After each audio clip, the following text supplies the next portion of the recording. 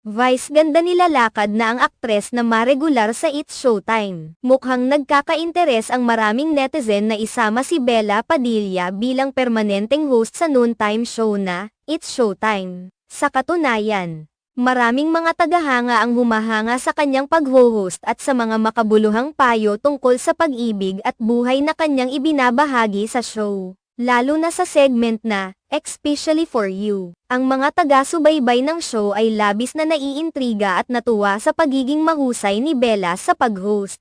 Ang kanyang natural na charisma at ang kanyang malalim na pangunawa sa mga isyu ng buhay ay tunay na nagpapabilib sa marami. Sa bawat episode ng Especially for You, ang mga viewers ay nakikita ang kanyang kakayahan na magbigay ng mga makabuluhang sagot at payo sa mga tanong at hinaing ng mga tao. Ang kanyang mga sagot ay tila nagbibigay ng liwanag at pag-asa sa mga taong nangangailangan ng gabay.